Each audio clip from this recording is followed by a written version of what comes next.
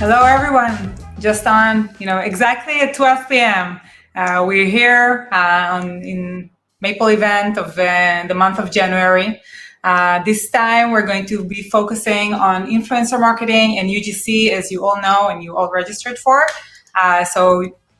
Just before we begin and jump into all the sessions, it would be great to kind of say hi to everyone. We'll wait kind of 2 minutes until everyone is kind of settled down. Prepared with their glass of water, coffee, whatever it is. So if you're here, please say hi. We have the comment section. We want to see you.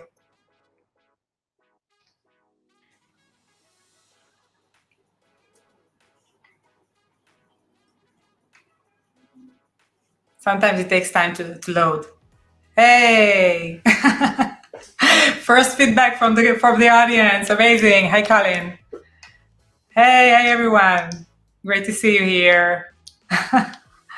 So where are you from? Can you also write hi, from Washington or hi? Oh my God, I didn't see it. Bonjour.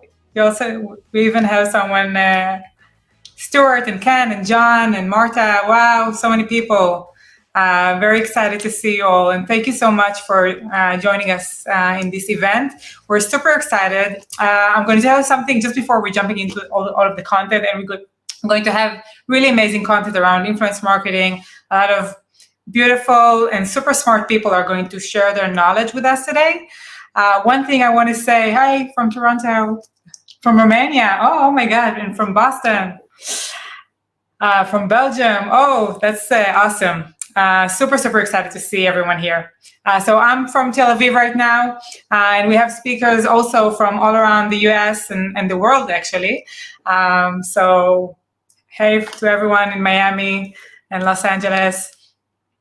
So one thing I want to tell you about our events is that we did a couple at the end of last year, and we saw some traction. People are super interested, and we realized, oh my God, we have an amazing network of experts, an amazing network of people that we are connected with and can share so much knowledge with our community.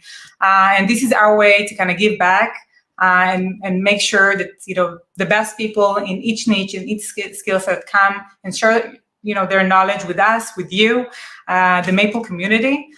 So we're super excited to start this year and say, hey, we're going to have each month we're going to have an event on another topic. Today, influencer marketing in UGC, you're going to get the full plan in the next email I'm going to send, so don't worry about it. Influencer marketing really evolved dramatically, as you all probably know, in the last couple of years, from nice influencers that you can just send goods to and start campaigns for you, to a whole industry and something which is more complex in the way and also more defined and structured in the way it's actually built today. And still, there are a lot of brands that didn't crack influencer marketing for the growth. Right, it's still a challenge. Still, people don't know exactly where do I start, what influencers do I need to source, how do I create relationships that actually last and not costing me a lot of money, and then I see no results. Thank you, Karen. And today we're going to have really an elite bunch of experts that we're going to share this knowledge with us. Gil is going to talk about what it's like to run influencer marketing campaigns in 2023 that are done right.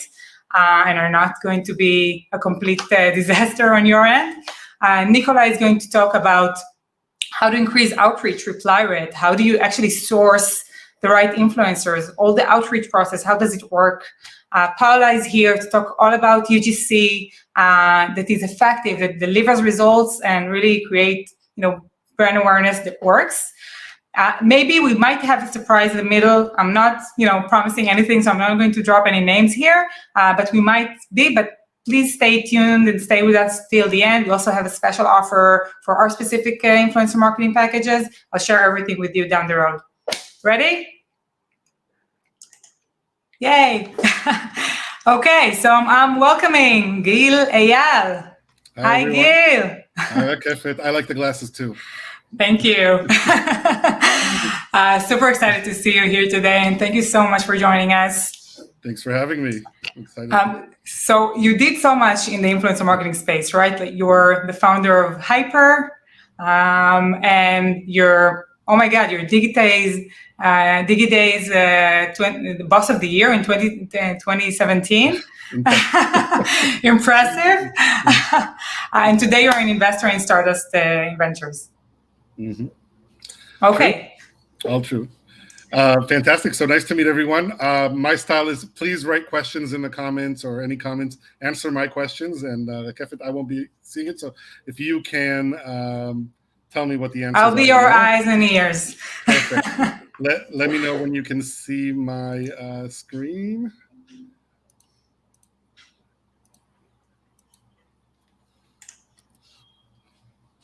Are you able to see it? Okay, amazing. Okay, so we're talking about influencer marketing, the creator economy, as some people call it today.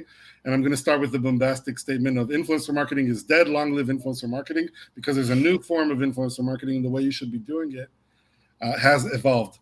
As you mentioned, I come from the world of celebrity endorsements and the world of influencer marketing. The company I founded, Hyper, was an early player in that space. I've activated probably over 10,000 influencers over the years and over 200 celebrity-specific endorsements to date. So let's talk about digital marketing in general. I don't need to tell you. If you're here, you probably know this. Digital marketing is going very, very strong. It's becoming more and more competitive every day. And the main players, TikTok, Google, Facebook, are doing very, very well with their digital marketing. And they're all seeing increase in the metrics that matter to them. If we just look at CPMs, tremendous increase in 2022, which was a rough year. Facebook fired people. We just heard today that Microsoft is firing a lot of people. So a lot of these companies will be laying off employees, but they're generating more and more revenue, even though these are tough years. So let's talk a little bit about what's going on. So they have this amazing business model that's focused on digital advertising. I think Facebook made $100 billion last year on digital advertising. It's a pretty significant revenue generator.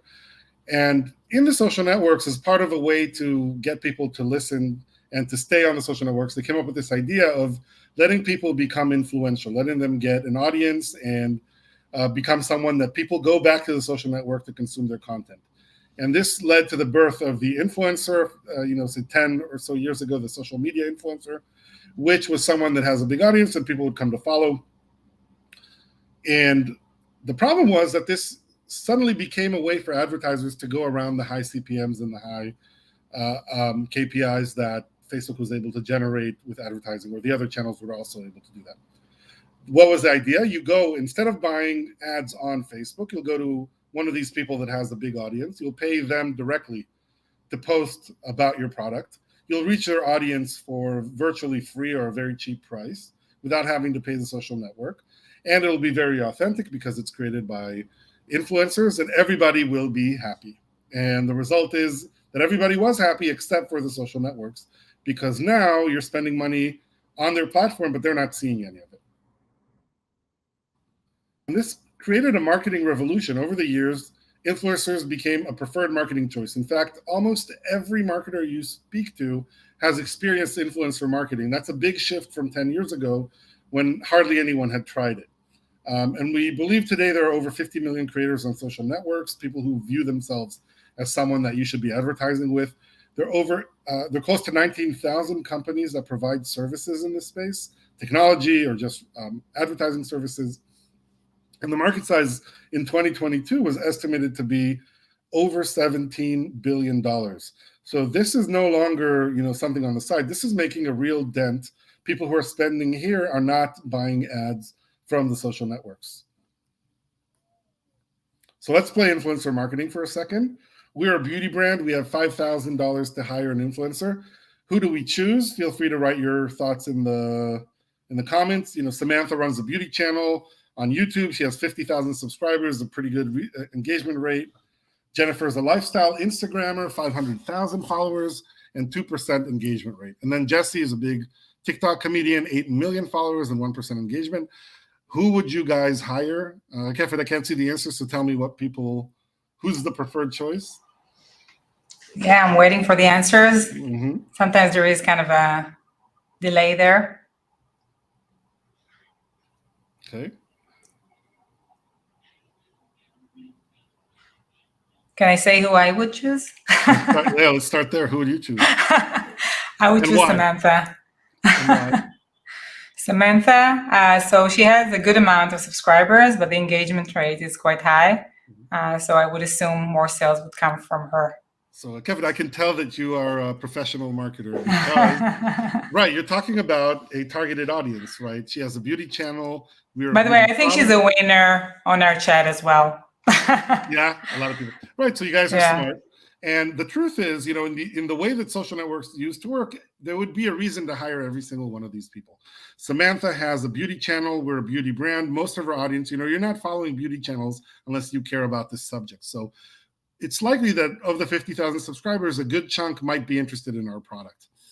Jennifer, she's a lifestyle Instagrammer, probably has more of a diverse audience, but at 500,000 followers, maybe we'll get a more significant reach.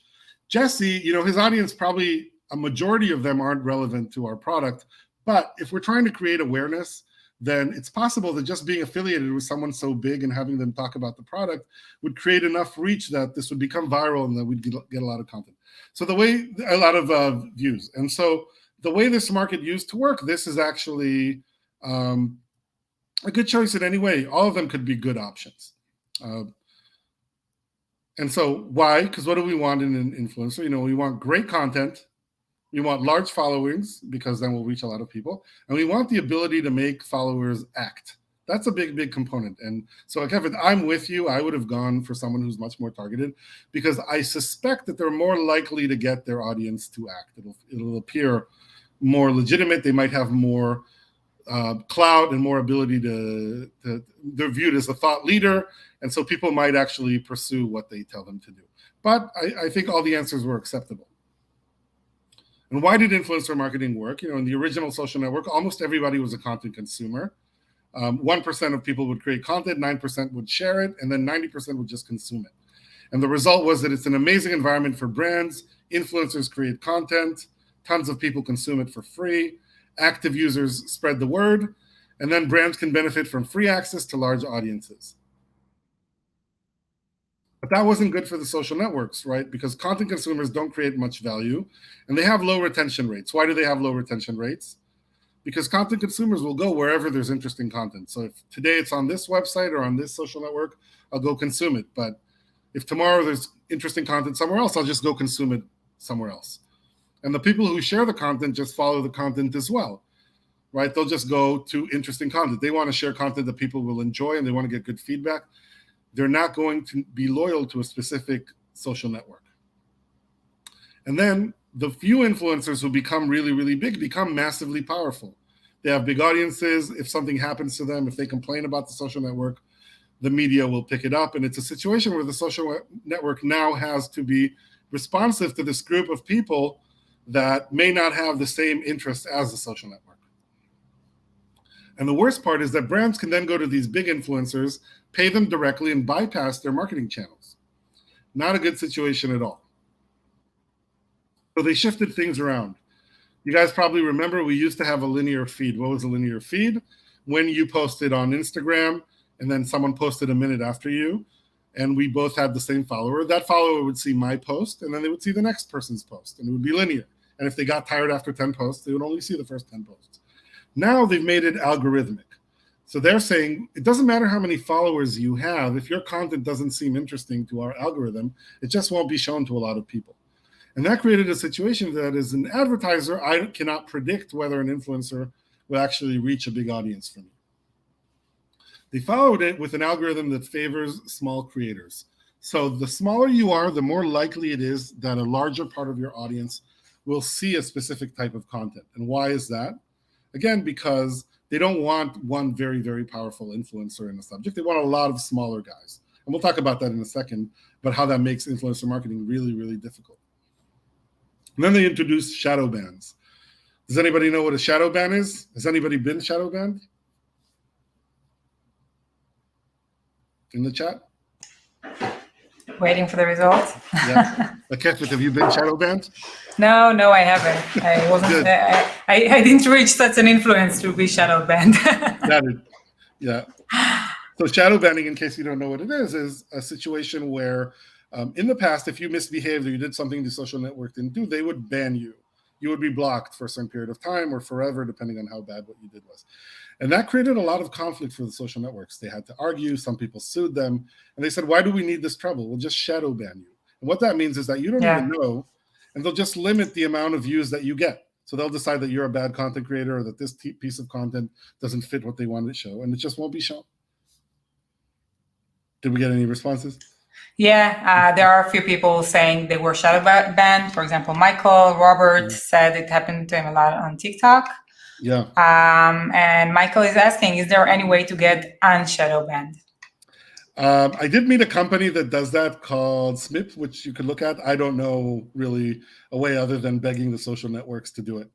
And sometimes they'll listen, but often they won't. And it's really tough. If you've gotten a big followership and then you get shadow banned, it's very, very hard to get to figure out what needs to be done. I have a friend who has over 9 million followers, and he got shadow banned, and he had to, because he's so big, he was able to get someone, but it took months for his account to catch up again. And then so moving on, they don't allow you to use tracking links, right? You can't add links to most of your posts. And the result is that advertisers can't track how well their posts are doing. And finally, they go around and they threaten everyone that they don't like, that they're going to sue them to make it hard for influencer companies to activate these influencers. Yeah.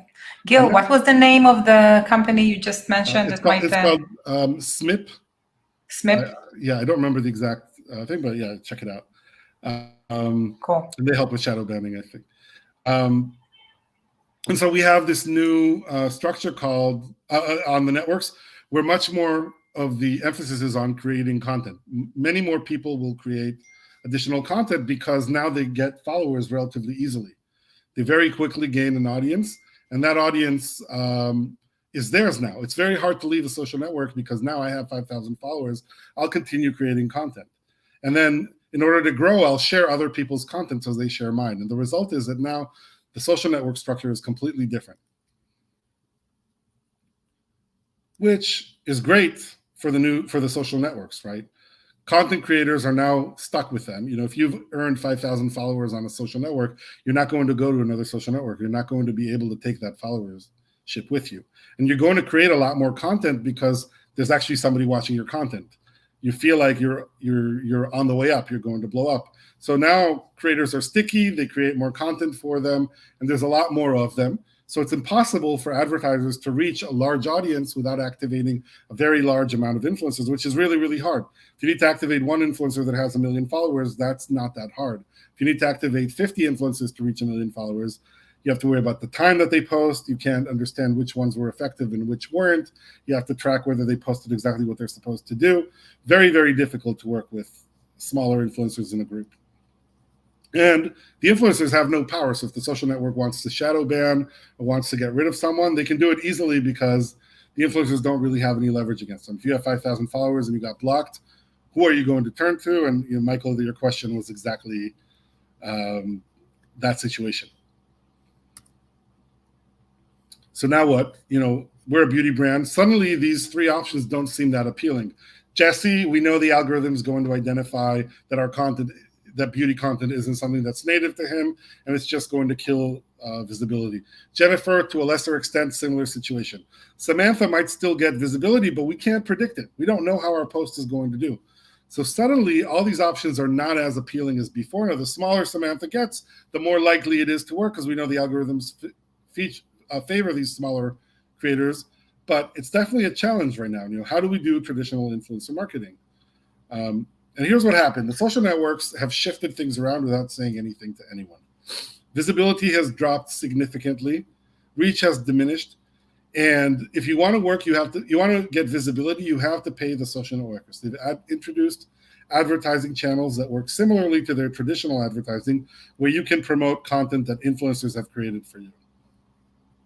And what that means is that you should start working with cheaper influencers so that you have a lot of content because you'll be paying the social networks to actually get the reach. So what do these ads look like, and why are they better for you as an advertiser than traditional influencer marketing, or at least why they want you to believe that? So this is what a typical ad on TikTok would look like.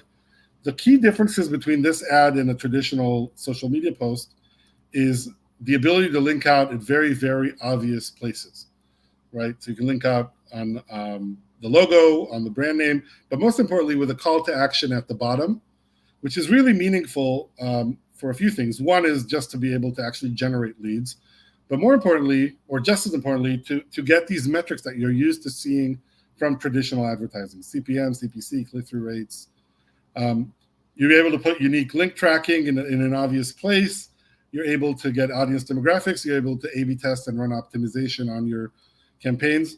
And so the result is that doing influencer marketing the old way, in my perception, usually doesn't stand a chance as an advertiser. And unfortunately, that's bad news for the influencers who are a little bigger, who used to work in a specific way, because most of the money is going to go to the social networks. So how do I use influencer marketing today? This is what we do with our companies. We have about 30 consumer-focused companies that use influencers to activate. And we have to work with the social networks, unfortunately. We don't like it. But first, we identify a group of smaller creators that are less expensive through the platforms or on the platforms, and help and activate as many of them at once for a low cost. What we're looking to see is which ones get the most engagement, which ones do the algorithms favor anyways. We then focus on our KPIs. What is the metric that we really care about when we do influencer marketing? What is the CPM, CPA, or CPC? Is it installs? Is it just seeing our page? Is it visiting? Or is it clicking?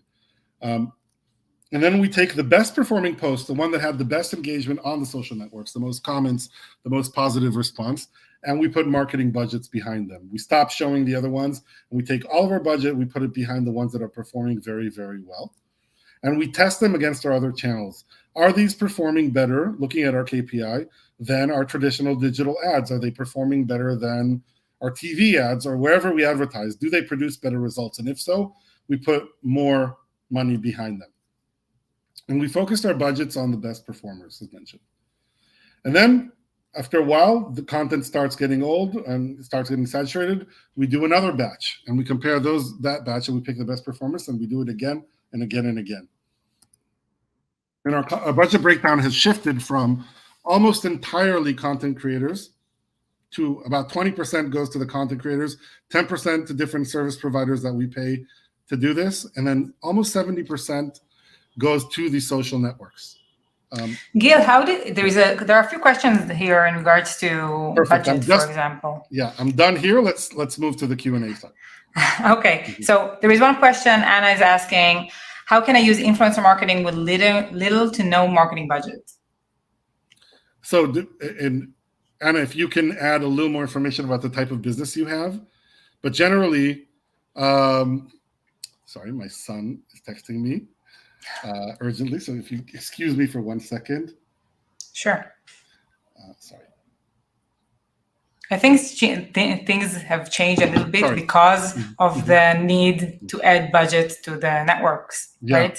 So if you have a very, very small budget, it's very, very hard to be effective with influencer marketing. There are a few ways you can still be successful. One is you have a product that influencers really, really want.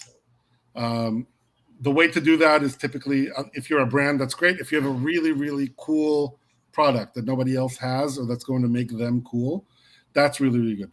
Another way is to build your own social following so that you can barter, right? If you have 100,000 followers, you can then go to influencers and say, hey, I'll share your content and you'll be exposed to our audience if you post about us.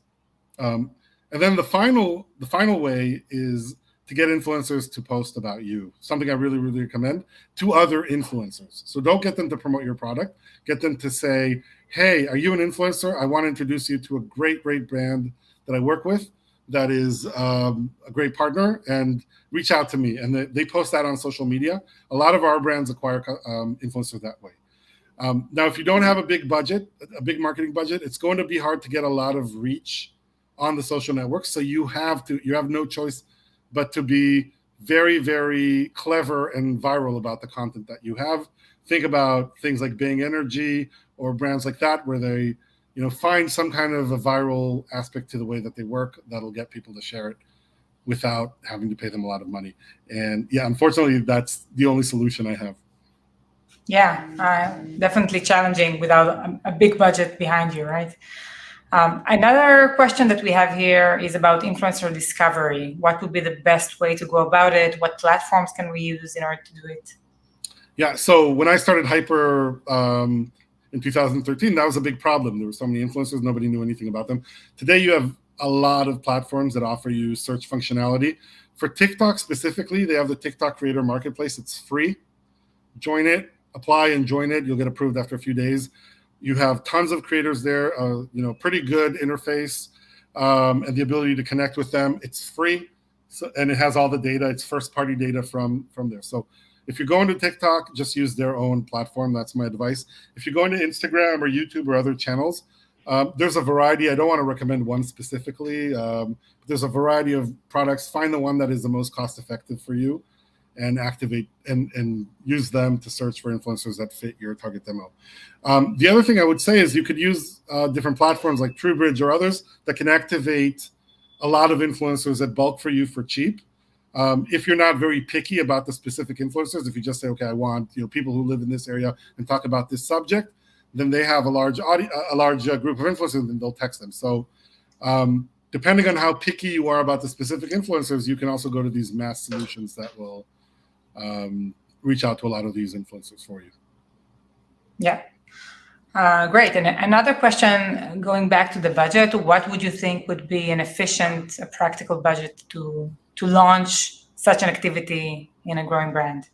So depending on the size of the brand, if you're just getting started, you probably want a few $1,000s, of which, $1,000 would go to small influencers and the rest would go to marketing budget. That's really small, but you could start that way. Bigger brands, probably like $15,000 to $20,000 to start with, $5,000 to influencers and $15,000 for advertising. Yep. A few more questions. What is the best way to use influencer marketing on Meta for liquor brands? Meta has restrictions, obviously, for alcohol. So is there a smart way to use influencer without getting flagged? So the key is the restrictions could be in two ways. One is you can't advertise alcohol, and two is you can't show videos with alcohol in them. Depending on the restriction, and I'm not that familiar with it,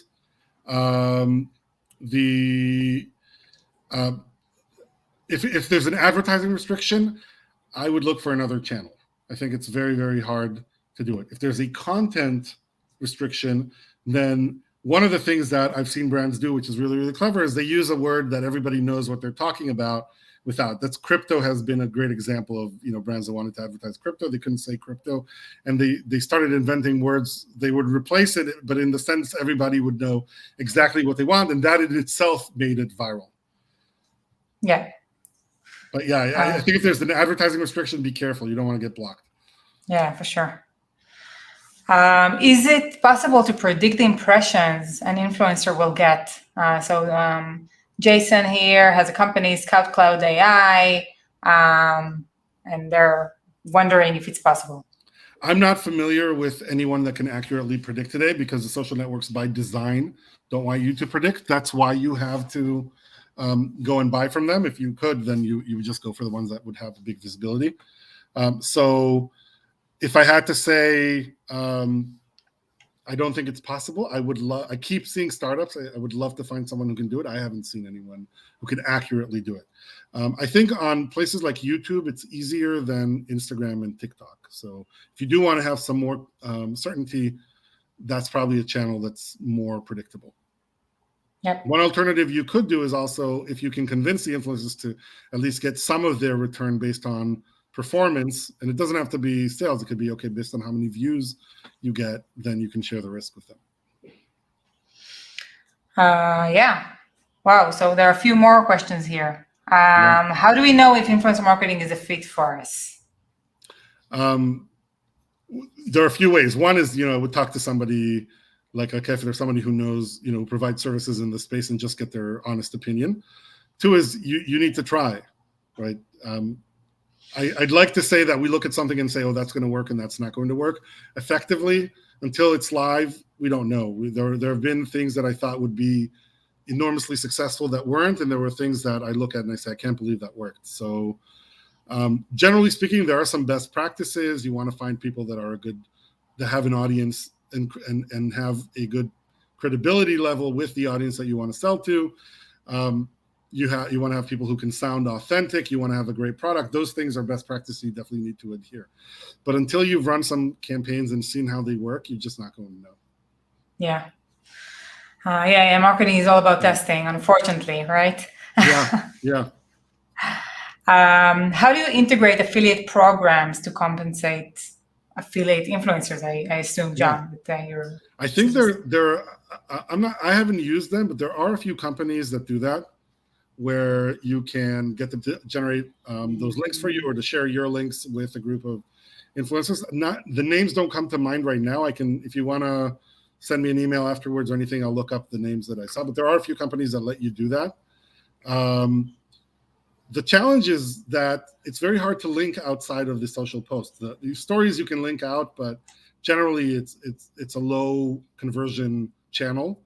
And then the other channels just don't have links. If you post on your Instagram, you have to post on your bio. If you post on TikTok, you can't post an outgoing link except for your link tree or your bio. And so the result is that it's very, very hard to do affiliate programs with influencers. The exception is YouTube, which is very, very possible.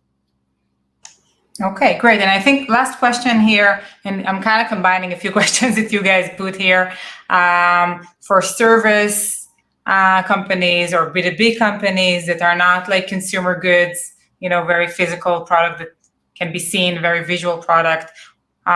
Is it a good fit? How would you go about it? Is it a different process they need to go through?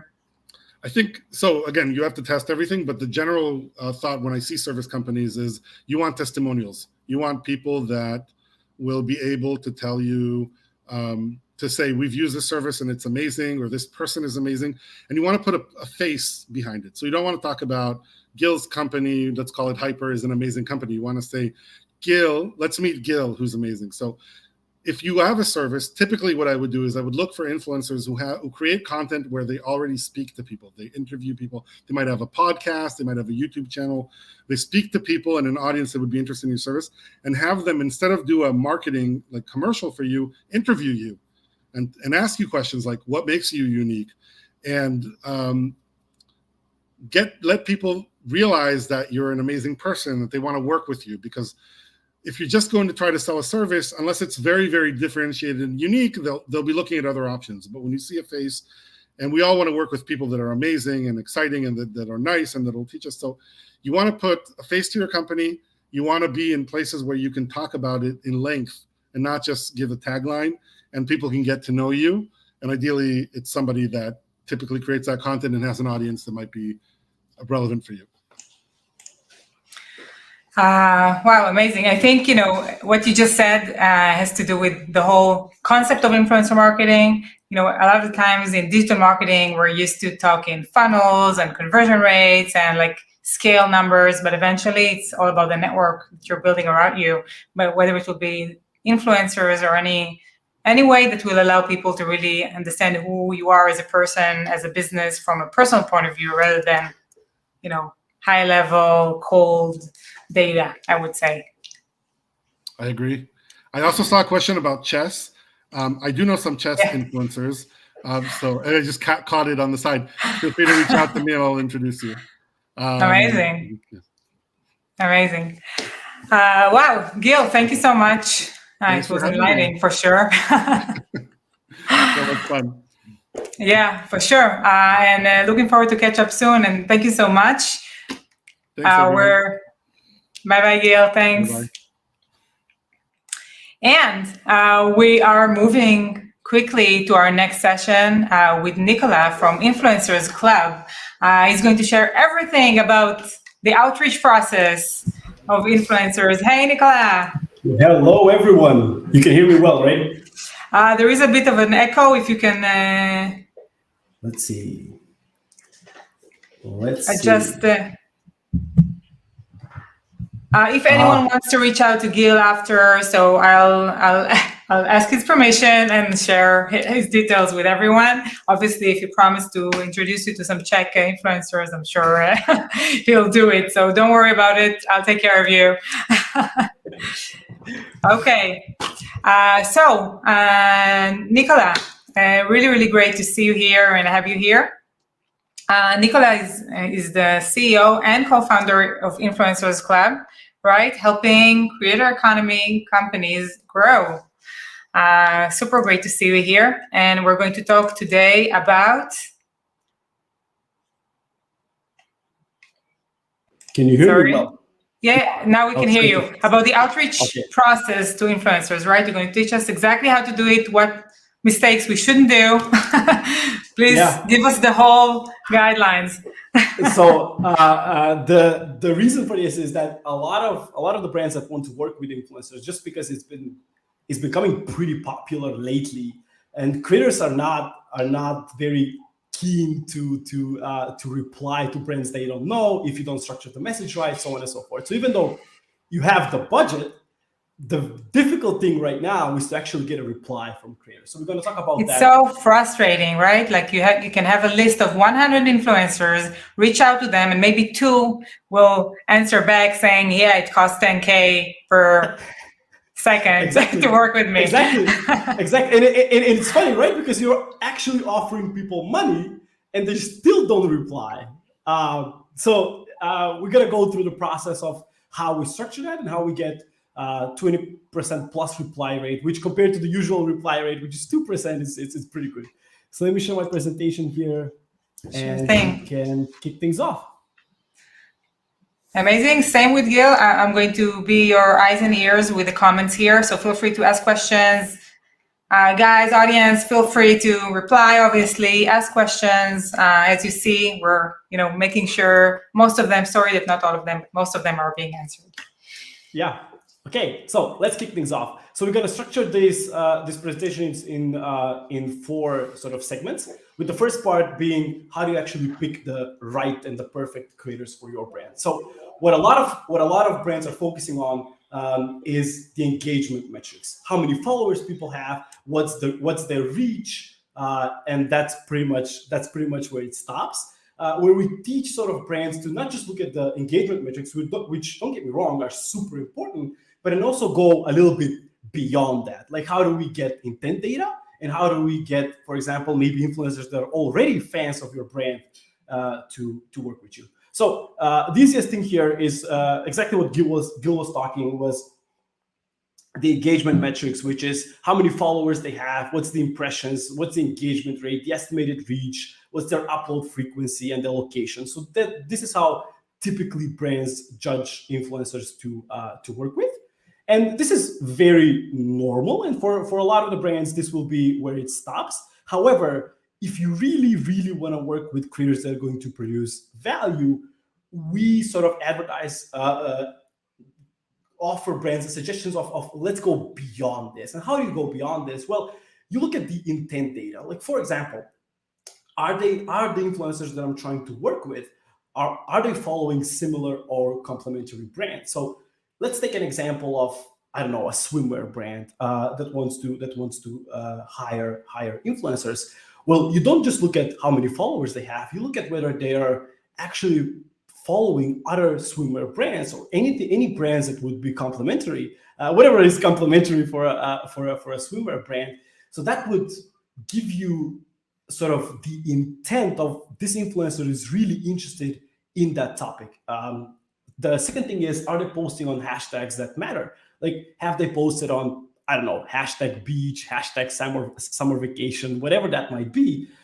So we can find influencers that are sort of living that life to be promoted, to promote your brand. And this is very great for the influencer, but it's also a great fit for the brand too. And the third one is their content is already around your product. And what I mean by that is that there are a lot of influencer discovery tools, us included, to sort of analyze a little bit of what influencers are posting about, going beyond just hashtags and captions. what's on their photos. You can easily tell right now with AI, and I know that the audience mentioned a lot of AI tools.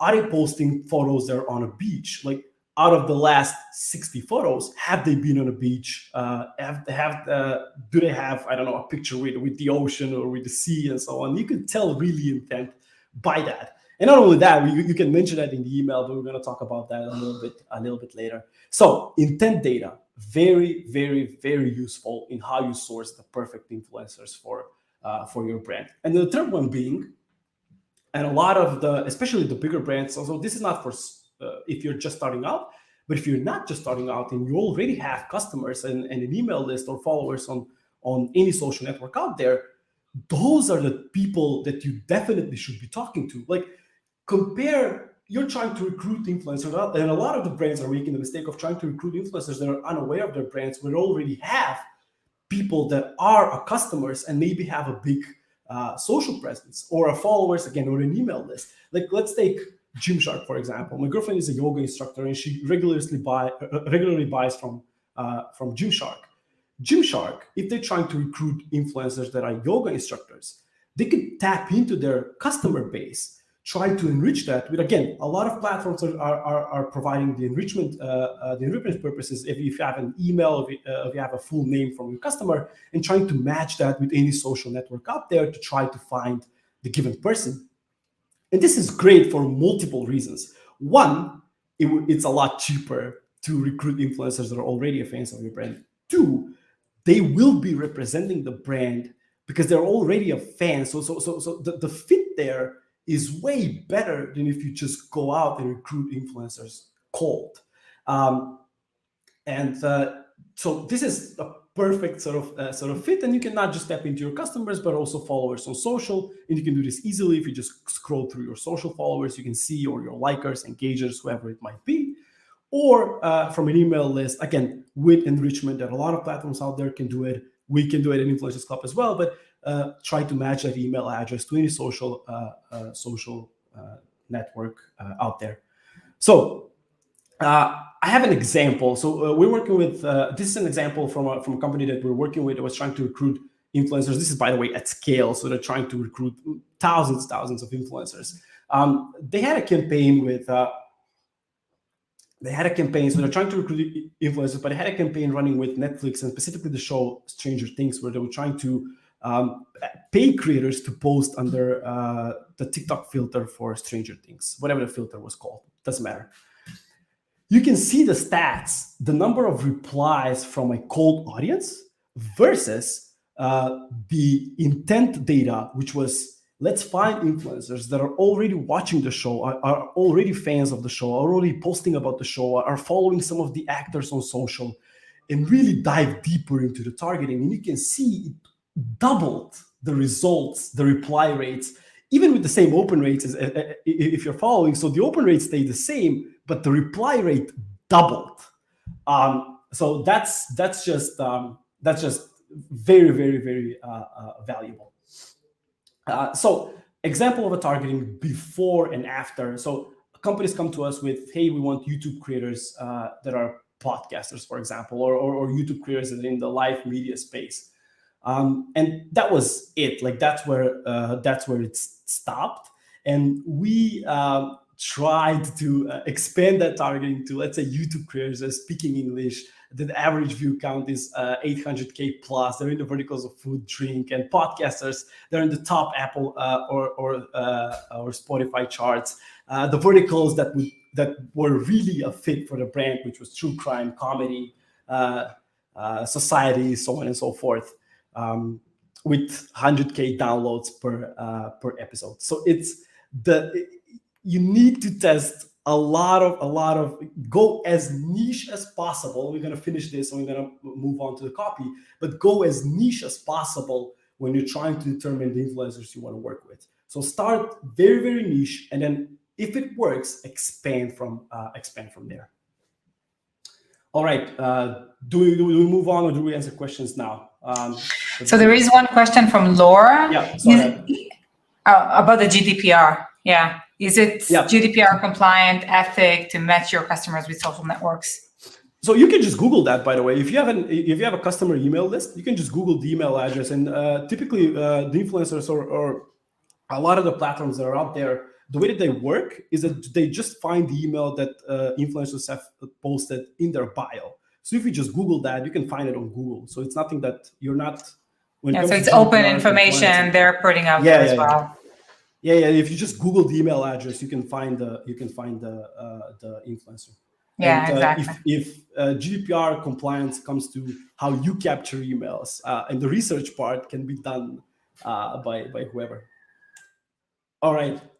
Anyway, moving on to mastering the copy. This is the very essential part. So why you are not getting replies? And how we started a conversation in your influencer outreach? Well, three main things. First of all, creators have a very, very short attention span.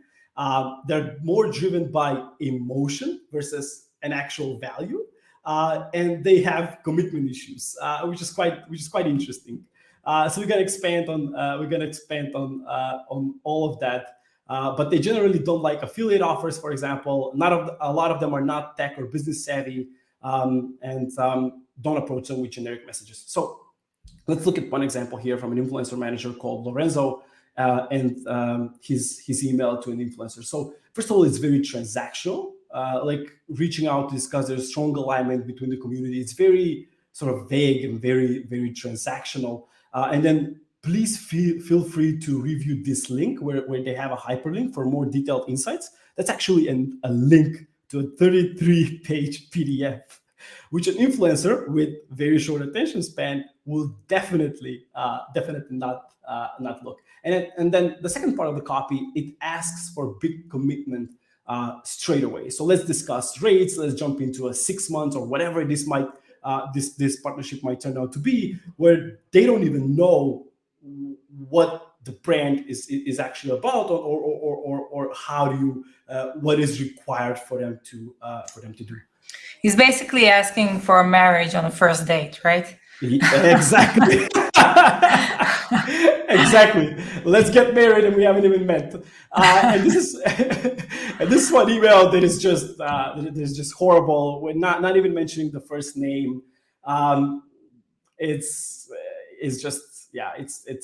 terrible. So this is just an example of entirely terrible email. So how we solve that? We call it the 44 method. Nothing to do with numbers, but actually the first 4 stands for personality. Yeah, just one thing, Nikola. It's nice that you saw me unmuted. Just a question from your experience. Before jumping into all the best practices, you probably saw so many emails and so many brands trying to reach out to influencers. What percentage of emails do you saw that are considered horrible or with very low probability to reply versus the ones that do look reasonable, I would say? Unfortunately, a lot of them, and that's why we exist as a company, because typically the people that are doing the influencer outreach part are marketers, and marketers. Don't get me wrong, by the way, I'm a marketer as well, but marketers tend to stick around being a little bit more fancy than they're supposed to, like representing the brand or being a little bit more formal. So I would advise, and that's what I advise companies, by the way. If you have a salesperson, try to get your salesperson to write the email versus the marketing person. Yeah, I agree. So moving on to the 44 method, and the first 4, and this is really essential. The first 4 stands for personalization, social proof, one-line pitch, and clear and easy CTA. And I'm talking about real one-to-one personalization. We're going to see that.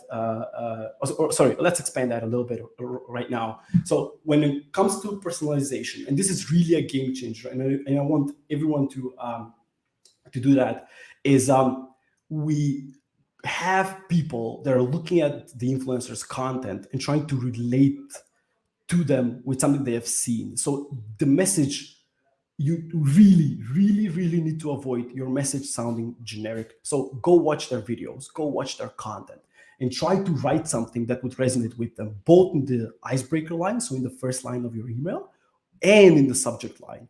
If you can do that, I would say that 80% of the work is done.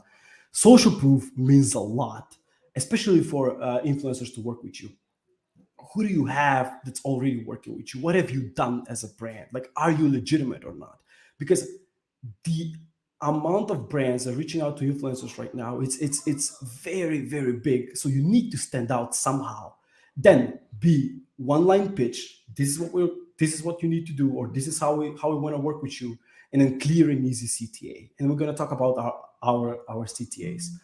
The second four stands for the first email is packed with value, personalized, and then we have 2 follow-ups and a breakup email. So the first 4 stands for the personalization, social proof, one-line pitch, and clear and easy CTA. And then the 4th stands for just the touches, the number of touches we want to do for influencers. We're not going to talk about the follow-up structure now. We're going to skip that. We're going to return to it a little bit later. So this is something that we've used for a big company that was trying to work with food influencers. So what we did there was, hey, and you can see the structure of the email. Hey, Stella here from whatever the company was. We're drooling over the food you're making on Instagram because we know when we selected them specifically, again, going back to the first part, specifically creators that are making food on Instagram and follow certain criteria, blah, blah, blah, and so on. Specifically and now the personalization part, specifically comes to what sort of recipes we liked. What have they done recently that we can say, we can compliment, or we can say that we've tried that, or anything that these people will know that we've actually seen their content, and it's not just a templated email that is reaching out. Then we have an exclusive invitation only to turn your existing content into a physical cookbook. That's the part where it's just one-line CTA, like, hey, we want to turn your existing content into a physical cookbook. That's it. I'm not expanding on any details. Like, this is what we want to do. No cost because it's again, they don't want to have a commitment straight away. And then here is social proof, right? Creators and then big creators are earning tens of thousands of dollars with their own cookbooks. And then the CTA is, I will be thrilled to chat on a call, but in the meantime, can I send you a deck that includes more info? And 90% of our emails are, can we send you something? Can we send you more info or something that it will be easy to say yes to?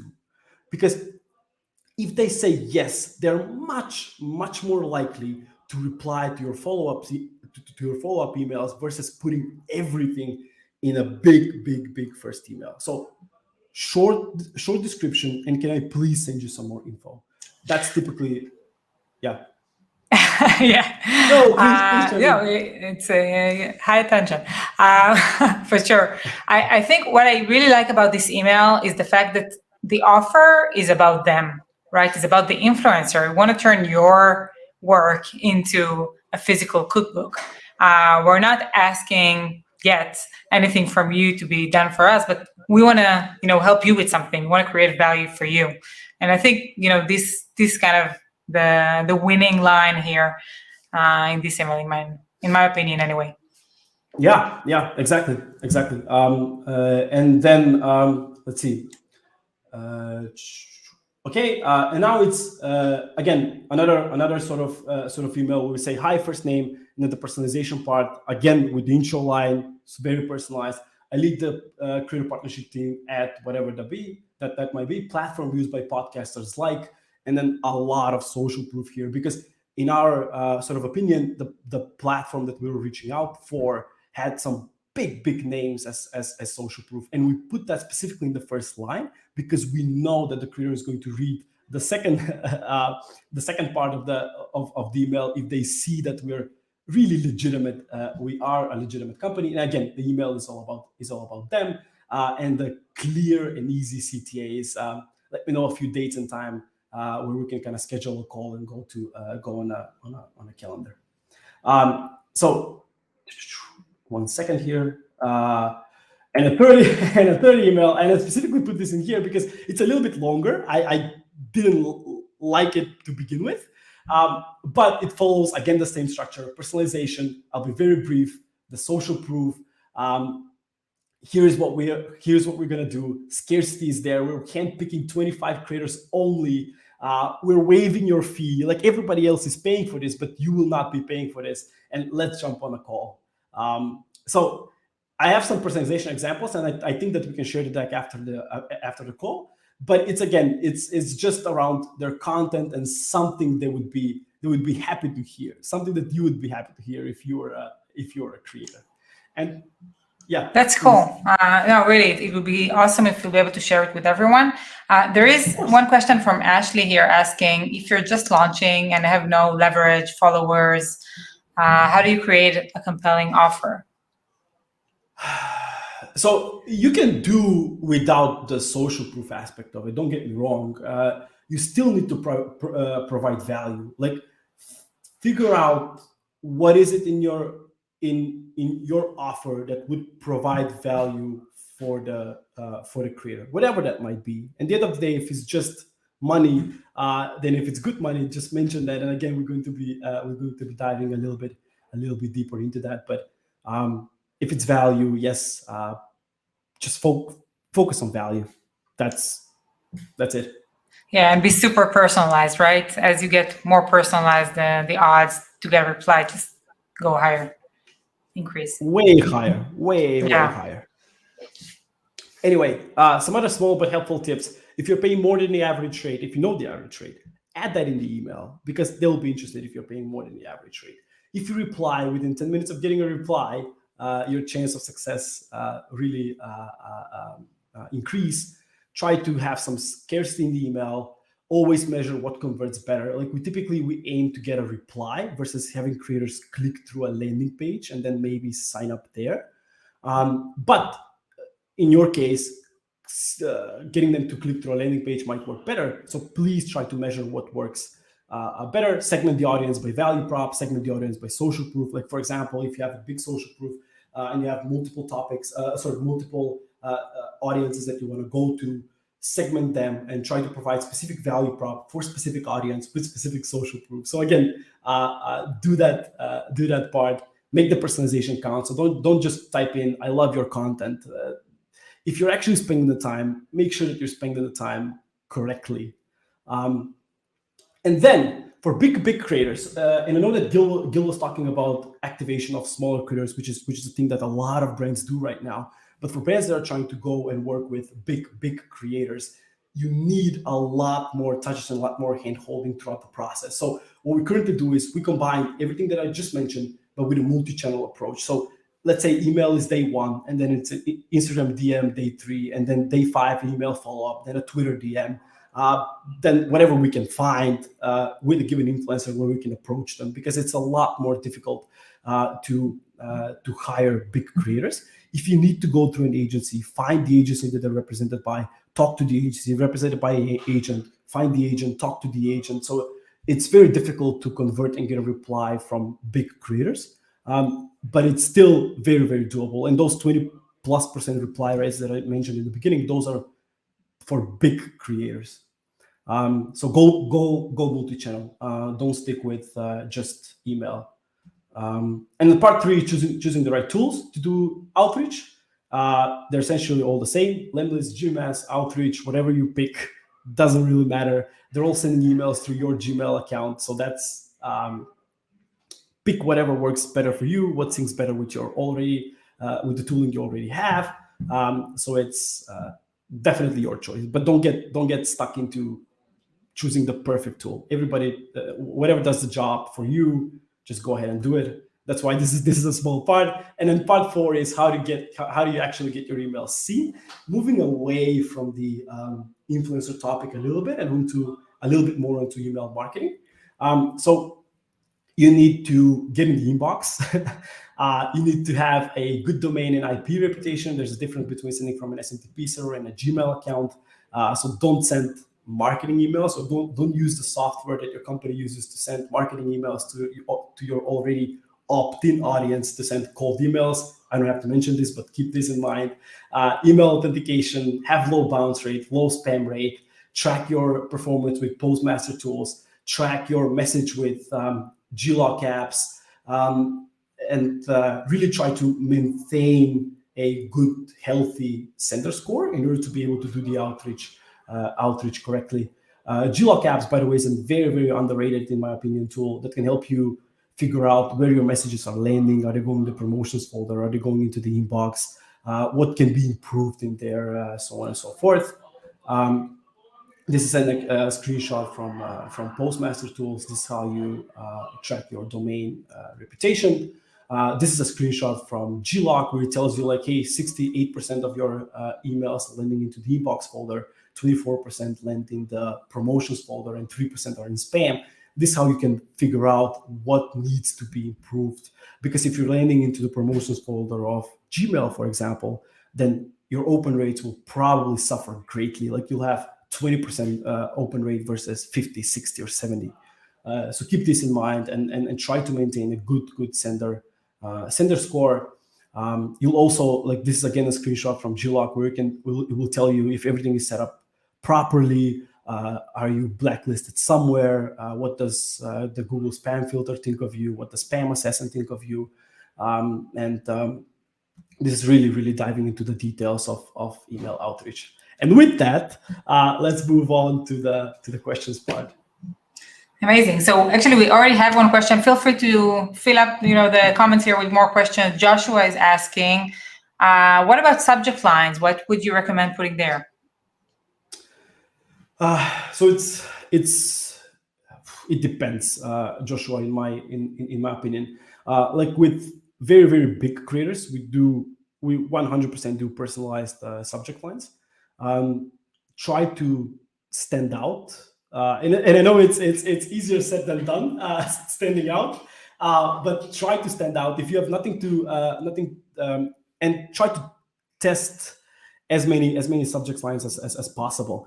I would say though, typically, if your emails are landing into the inbox folder, and again, what we mentioned in the last part, if your emails are landing into the inbox folder, then I would say that the subject line changes around 10 to 15% of how many people actually open the email. So with big creators, super personalized subject lines. With smaller creators, especially if you're reaching out at a higher scale, you cannot personalize the subject lines that much.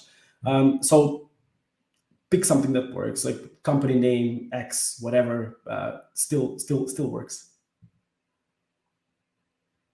Cool. Do I move on to the other questions now? Yeah. Sorry, I was on mute. Gabriel is asking, what would be the best strategy to follow for a B2B company that uses emails for cold outreach? So it's kind of taking us just a little bit away from influencers, but let's say it's around influencers. Is it a specific, strategy you would use specifically for B2B? I don't know if we're talking about the influencer part or the email part, because the email part is, I can talk about that all day. Don't get me wrong, Gabriel. But I That's our March event. Come on. Gabriel, come to our March event. It will be all about email and SMS.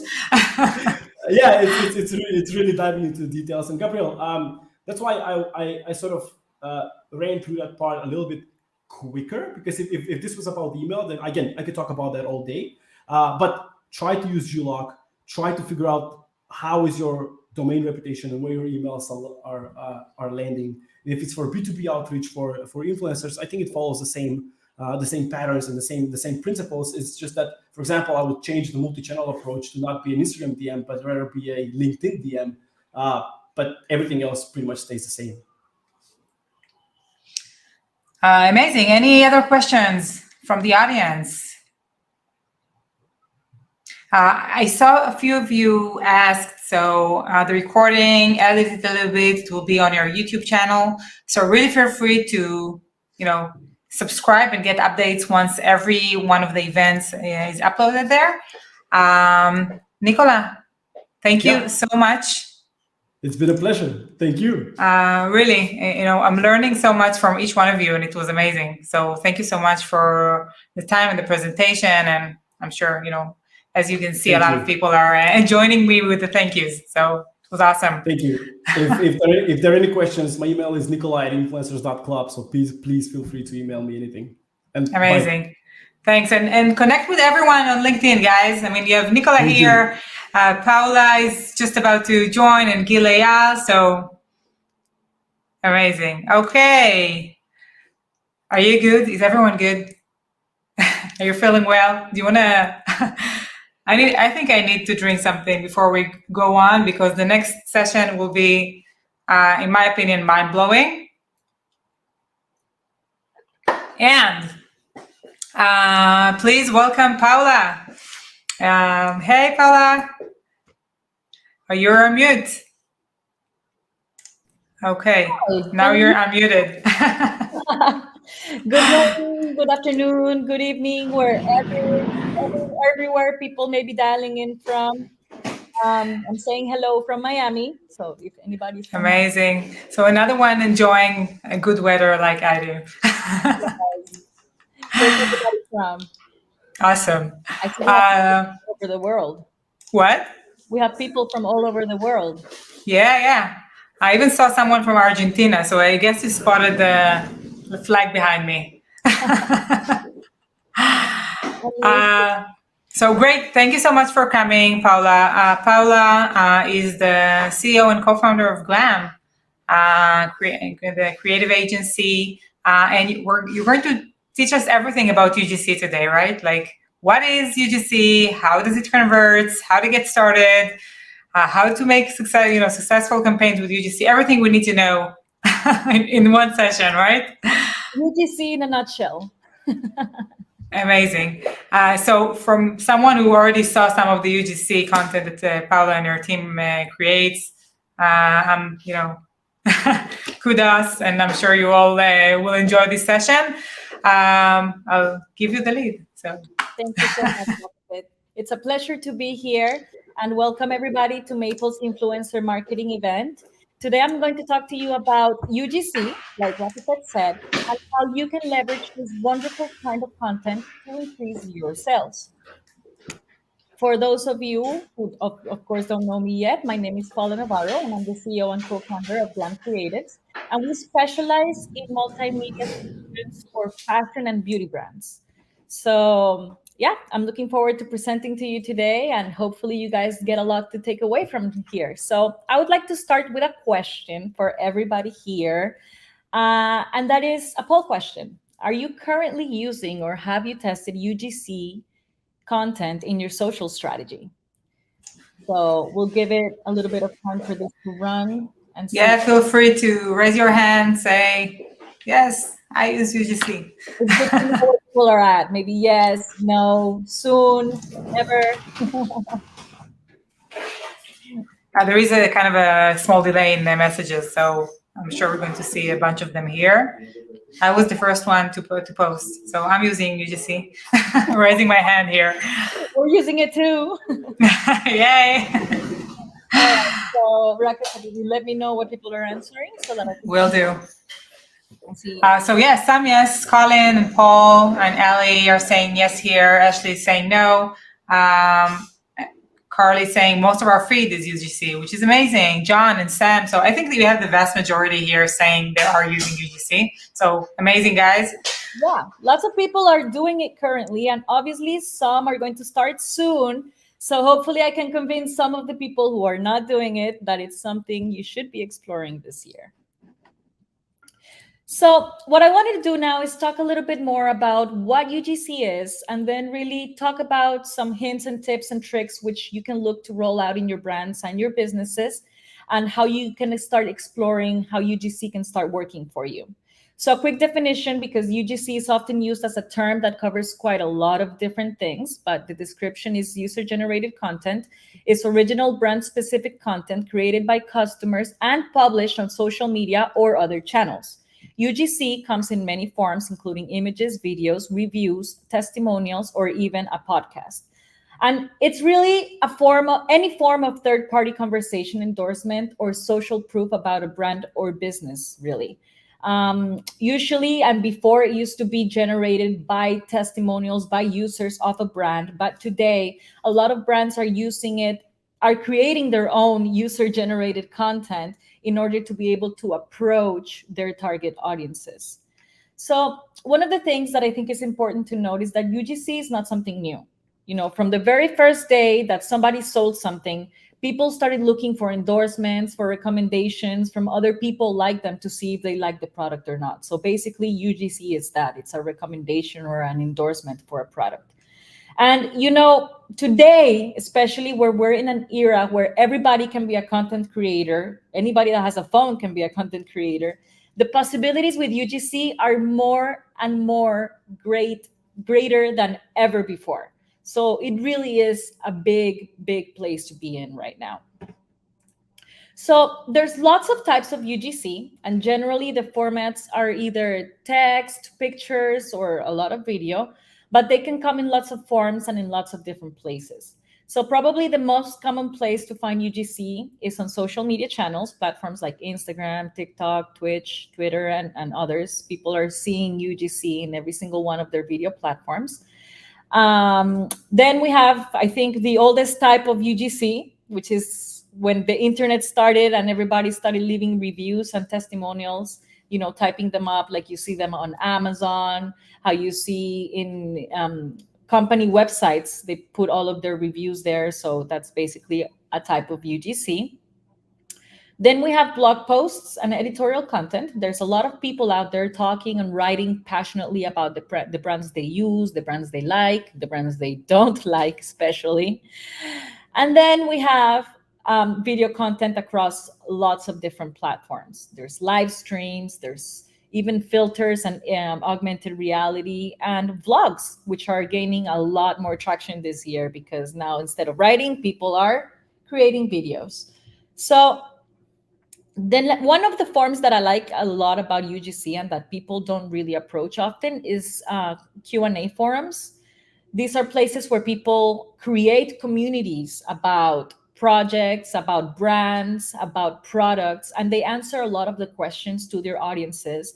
I think a lot of companies really don't get to the Q&A forums yet because they always go to video and text first. But this is a very good place where you can start engaging your community, and when you can start understanding what they want, what their questions are, and obviously if you answer and you interact with them, you're going to be building more of an audience. And lastly, we have the case studies, customer testimonials, that type of thing. So often we think about UGC as just images and texts or videos, but actually it takes a lot of different forms and from lots of different places. So let's take a closer look at some common types of UGC.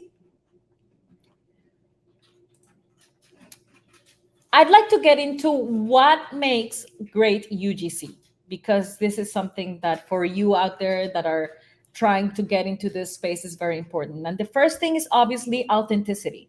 This is what UGC is really all about.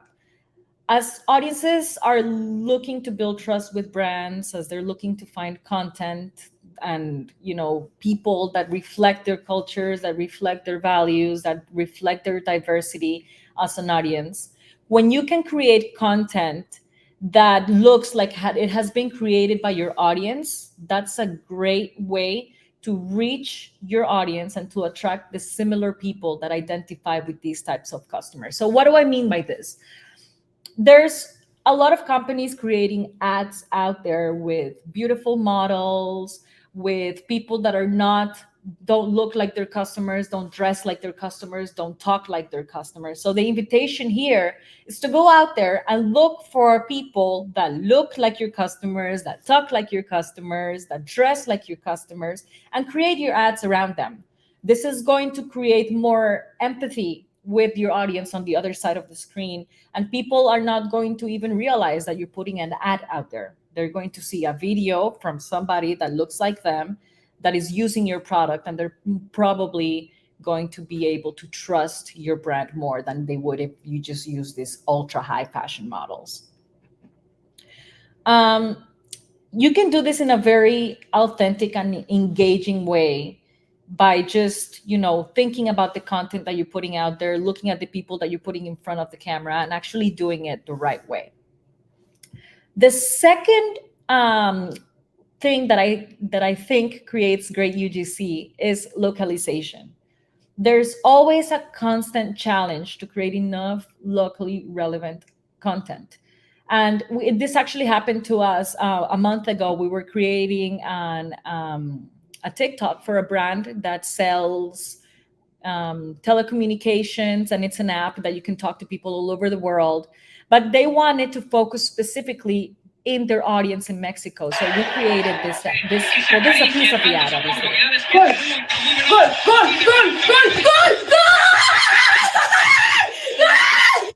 So here we are personalizing the content to people and to an audience in a certain location that has a way of speaking, a way of yelling at their favorite sports, etc. But this is really relevant to the audience that they're trying to target, in this case, in Mexico.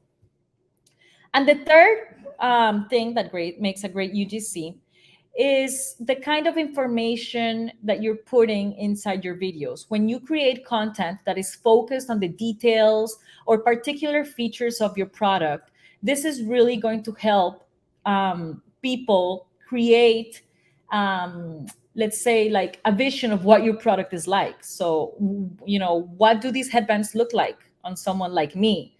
How will they look on my dresser? How will they look on a ponytail? Things like that. So these are definitely things that we see as kind of the three things that are key if you're looking to create UGC. So what I'd like to do now is talk a little bit more around some tips and some ideas for how you can go away from today's session and start thinking about either doing more with UGC if you already are, or start if you haven't already started to do so. I'd like you to start thinking about how you could introduce UGC into your business in 2023. So I'm going to give you some tips for this year. The first one is always do your research and look for inspiration, okay? A lot of people out there use this. They go to Google when they want to find some ideas, etc. But there are specific places that we can use to find great inspiration, especially if we're going to be working with the ads. One of the ones that we use mostly is the TikTok Creative Center. It's amazing for looking into any kind of video, any kind of inspiration. You can see from specific industries which are the highest performing ads, which ones have the best CTR, which ones are the best in the United States, in Germany, in France, whatever country you're looking for. This really gives you detailed information on the best performing videos. And it also gives you a little bit of data in what parts of the video are also generating the most engagement, which is really good when you're starting to create a UGC campaign. You want to see what's working out there today, what's trending in the app or in the platform today, because obviously trends go very, very fast. And you really want to look that you are catching into a trend that is starting now and that hasn't already passed its time.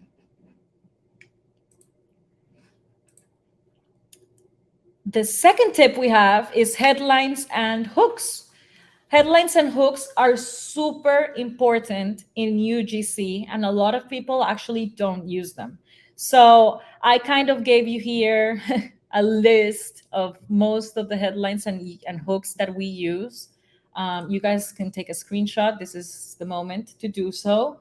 These are very good headlines that are going to keep people entertained with your video. Usually when you have something like "you won't believe what happens next," it makes people stay through the remainder of the video instead of continuing the scroll. So the idea with headlines and the hooks is to stop the scroll.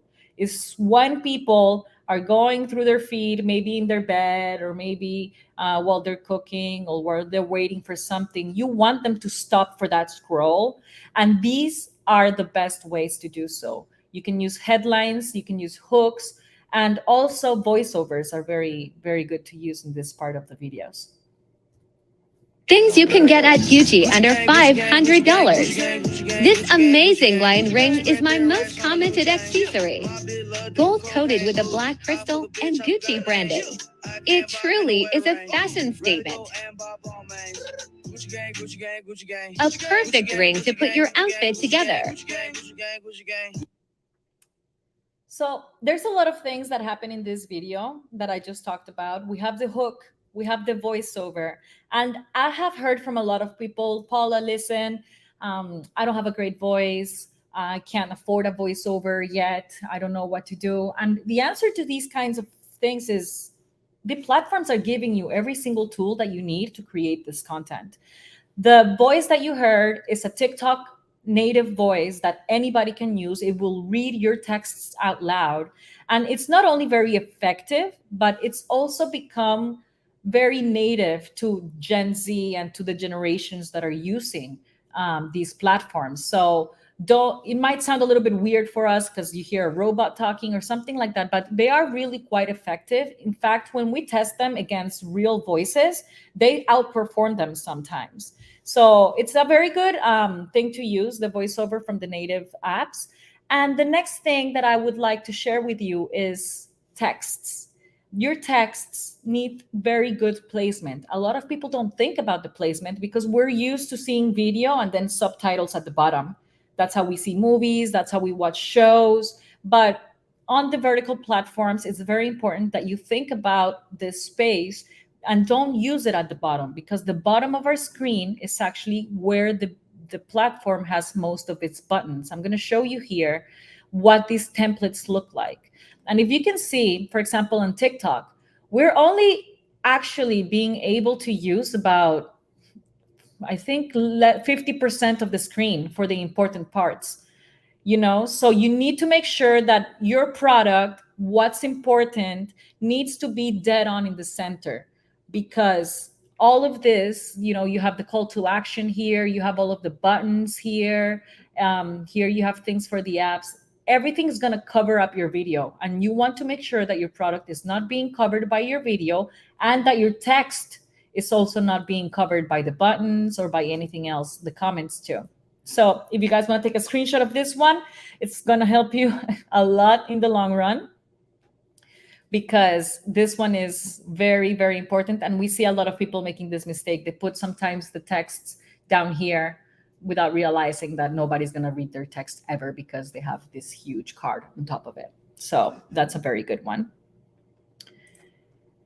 Next, we have SEO. I know that if you are here, a lot of people understand and know what SEO is, but I don't know if a lot of people know that you can use SEO in your UGC videos. And this is very, very important, because social media and video platforms are search engines. You have this new generation that if they want to do their makeup, they don't go to Google, how to do my makeup. They go to TikTok and put how to do my makeup, or how to dress for winter, or how to reduce pores, things like that. So these video platforms are becoming search engines. And the way for them to find your content, that is not how many followers you have, or how big of a TikTok star you are, or how big of an influencer you are in TikTok. Here, what the platform is looking for is the most relevant words inside your video, to understand that if it indexes this correctly, it's going to pop up when people type beauty products video. So the way to put SEO in your videos is, first, you're going to use the search bar to find keywords. In this case, for example, we're going to sell a beauty product. So I'm going to type in the search bar, beauty products video. Okay. And then you're going to see all of these words that are popping up. Usually the words that pop up are the most searched terms. So you want to write all of these down and make sure that you include all of these words in your video. Okay. This doesn't mean that you have to put it in the comments of your video, or that you have to put it in the description of your video. No, you actually need to put it in the content of your video, because when you put all of these words in your content, in your script, and you put it inside TikTok, it is going to be able to get your captions from there, and TikTok is going to be able to know exactly every single word that is inside your video. So this is really, really a good trick for everybody who is looking to position their brand on TikTok. And the formula is very simple. You have to create a short video description. It needs to be one sentence. Why one sentence? Because the less words you put in your description, the less space you're taking up from your screen space in your video. Then you need to put 10 relevant hashtags with the keywords, which you already saw before. So just put 10 relevant hashtags that you think are going to be good. And you obviously need to go look for those hashtags and make sure that they have a lot of views, etc.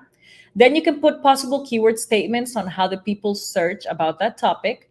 and include them in your voiceover and captions. So if you're not talking, let's say you're creating a video just with some images or with some videos of your product, make sure that you do create a script inside the platform, put in as much keywords as you can, and have the application generate your captions for this. That way, it is going to be able to pull from those captions and make you relevant when people are searching for your content. Lastly, and our last tip is audio. How do we find audio? How can we use audio that is not that is open for royalties, that is not going to be banned, etc. So there is an audio library for each one of the platforms. Facebook has an audio library and TikTok has an audio library as well. And you are going to be able to get into these audio libraries and find the trending audios that people are using. You're going to be able to see different statistics. They have different genres, different moods. So this is really a good way to make sure that your audio is appropriate with the content that you are creating. One of the tips that we use all the time is that your audio should have less than 10,000 plays. That's like the magic number because it's not overly saturated. So it's actually going to give you the ability to pop up in people's spaces, and it's also going to give you the ability to grow. Okay.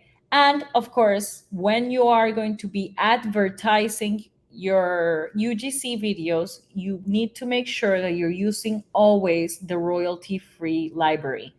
Okay, because if you don't use royalty-free music and you put your ad out there with Rihanna's top trending song from TikTok, they're going to ban you and they're going to bring your ad down. And that's going to hurt not only your ad, but it's also going to hurt your account reputation. And you do not want that to happen because it's very hard to recover from that.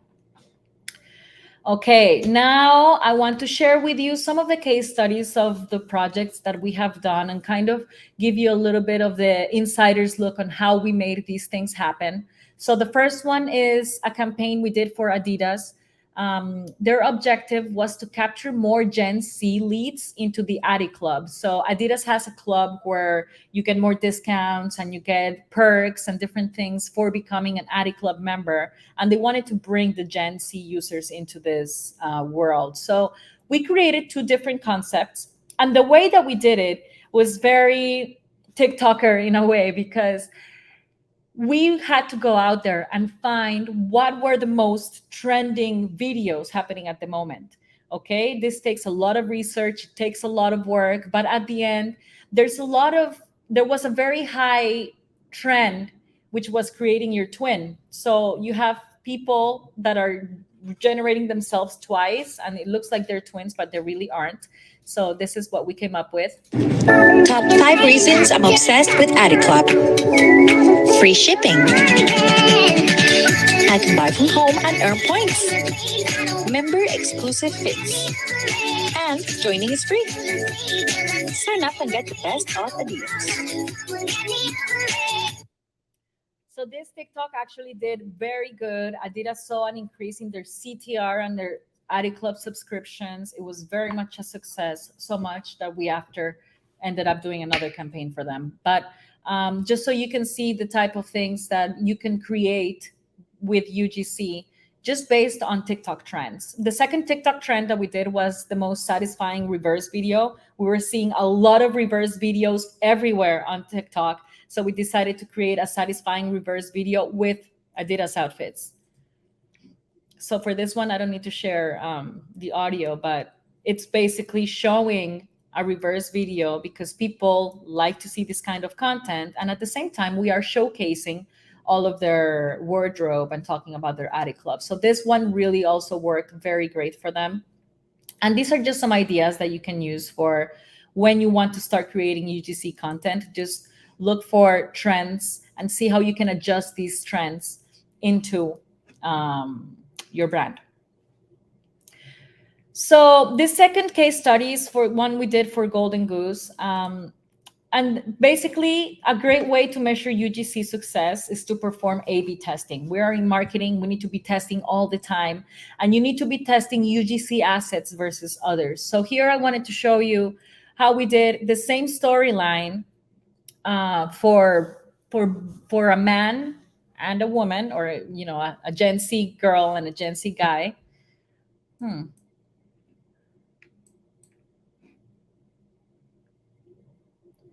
see I'm having some trouble loading here. Can you guys hear me well? I want to make sure my internet's good. Yeah, we can hear you well. Maybe you will need to do it like one after the other. Let's see. It has some trouble loading, but I can make my point across. Is we did exactly the same thing with both videos. We did the same shots, the same sequence, the same order. All we wanted to test here was what kind of audience has the most engagement with the brand. Is it women or is it men? And at the end, we realized that the girl had way more views than the guy. And we were able to declare that Golden Goose's account for TikTok had a winner audience. And from there, you can always start adjusting your UGC into creating more and more personalized content for your audience. So honestly, the results were amazing. We really see that UGC is something that has been working better even than other content. And a good way to test this out, because you can't just believe everything I tell you, is create a very good UGC piece and test it out against a regular ad. Test one UGC versus a regular ad and try to see what engagement you have, the click-through rate, even the results. And you're going to be able to see that it's really, really, really something that is working in today's world, because people are fed up with advertising and they want to see content that is relevant to them, to people like them, and to products that they're looking for. So just to finish off my part, I wanted to mention that we've been working with Mayple to provide a best-class solution to help you source and manage and leverage UGC right across your social and marketing stacks. So if you're interested, do let us know, let Rakefet know, because it's something that we're working on.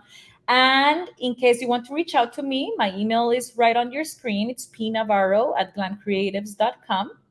And if you have any questions for me right now, let's open up the floor. Yeah, amazing. So, Paula, thank you so much. Any questions, please, feel free to put it out there on the comments. And obviously after this section, and thank you for staying for the whole event today, we are going to share with you some really attractive promo codes and more discounts that are being given on our UGC and influencer marketing packages. Obviously, Glam is a vital part of them, so you're going to enjoy everything in a second. A few questions here. Okay, so Dana is asking, do you make your UGC different for advertising on TikTok versus Instagram, or use the same videos? We do make a difference. Usually TikTok content is a little bit more handmade. TikTok content allows a little bit more of the movements. It's a little bit more user made, let's say. So the look of it is less produced. It doesn't look like a big Hollywood production with a big photography.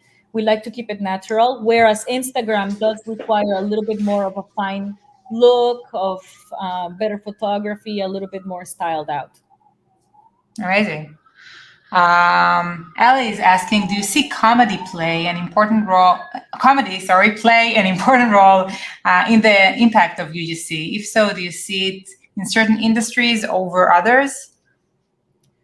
Comedy is a great seller all around. I think that if you're able to make people laugh, people are going to like your content. It's just more a matter of brand messaging and whether or not the brand and the brand voice of the product or service that you're selling, if it allows for comedy. So I think comedy, always making people laugh, is fun. People love laughing. People love that we make them laugh. It's more about keeping it on brand, on message, and making sure that you're not getting out of that zone from each one of the brands. Yeah, for sure. Who doesn't love comedy, right? It's like, yeah. I think there was one question, I can't find it right now, but there was one question in regards to how do you make sure that, it's kind of debating how deeply do you brief the content creators versus giving them the creative freedom to create whatever they want. What's the balance here? The brief is very important because regardless of the brand, there's always an objective, a specific objective that they're looking for at the moment. Let me use Adidas, for example. Adidas is a huge brand, and if they had just told me, Paula, go out there and make a UGC video for us, it would have been very hard for me to pin down exactly what they were looking for. If they're looking for Adiclub subscriptions, then that's already something that we need to look at. Okay, how do we get people to subscribe more to a clothing membership, whereas just going out there and buying more Adidas, right? So the brief is super important. The more details that you put in the brief, it makes it easier for us, the content creators, to really pin down your needs, to really hit the points that you really want to get in through your video. Because if you leave it broad, it's also very hard to get into the specifics. So yes, definitely brief as much as you can, give as much content as you can, because the content creator is only going to be able to process, to understand, and to create a more concise product at the end for you. Yeah, amazing. And it's it's amazing that you mentioned the goal of the ad or the content is super important, right? To really pinpoint the exact goal, exactly what do you want to get through this content. Right. Michael is asking, how would you recommend to go about posting regular content versus this more curated content? I would say keep on posting. Post everything, because as much as you post, you're going to be able to understand what resonates more and what resonates less with your audience. Maybe today you post comedy, like Ali said, and then tomorrow you post something that is only selling the brand, and you realize that people are liking comedy and comedy more. So you can actually start adjusting your content depending on the response that you're getting from your audience, from your community. And if you really see something that people are liking, recreate it, put some money into it, and boost that kind of content, because at the end, we're not the ones that know what works.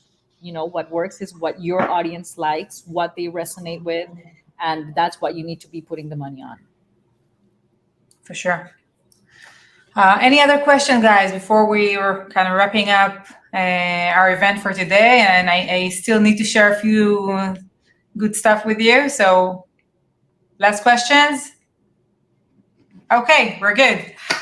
Paula, it was amazing and mind-blowing, and wow, thank you so much. Thank you, Rakefet, and thank everyone. Nice to see you all so engaged. It was amazing. And again, thanks to everyone in Mayple for bringing such a beautiful community together.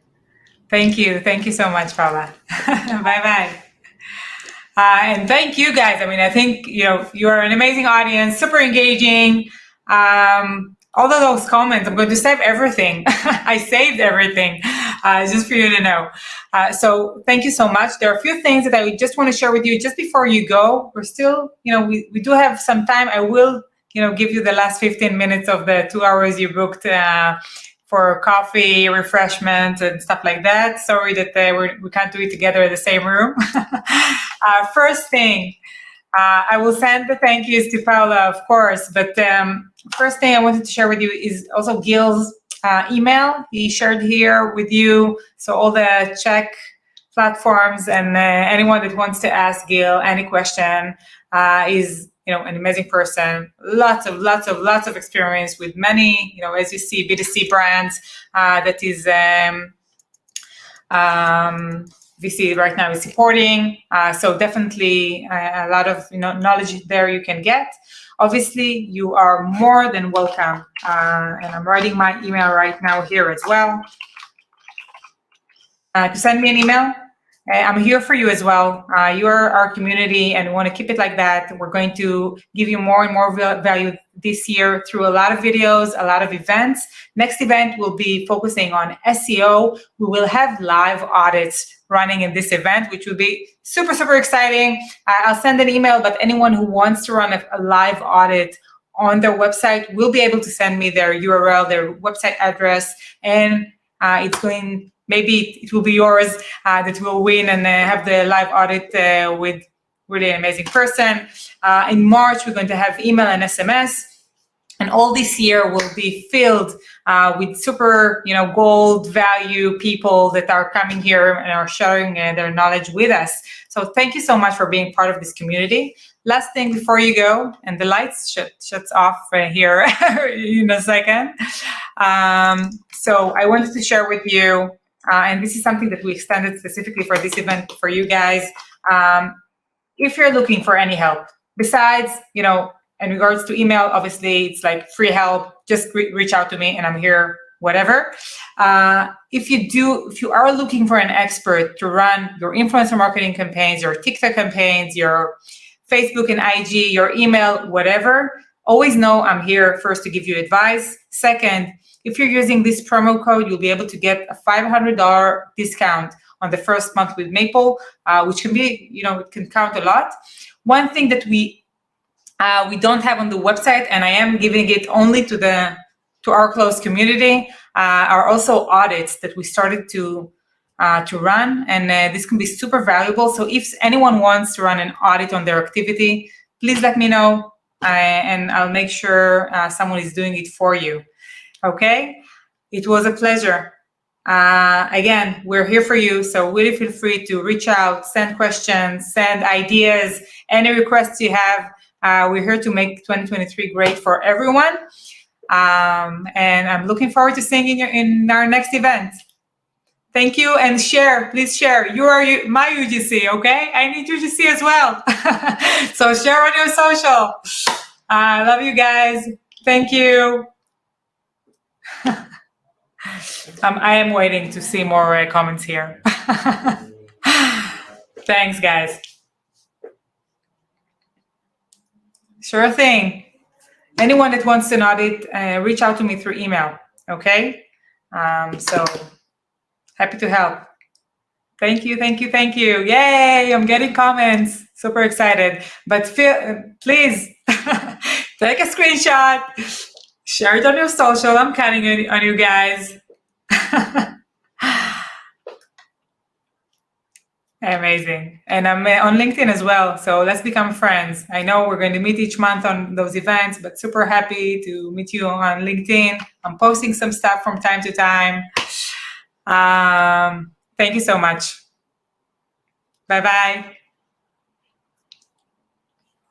Yes, this will be recorded. This will be on our YouTube channel. So feel free to search for Mayple, M-A-Y-P-L-E on YouTube. Subscribe to our channel. You'll get all the updates. If you will be able to be on our next events or not, in any case, you will have all the recordings there and more content that is planned to be there. So be sure to subscribe.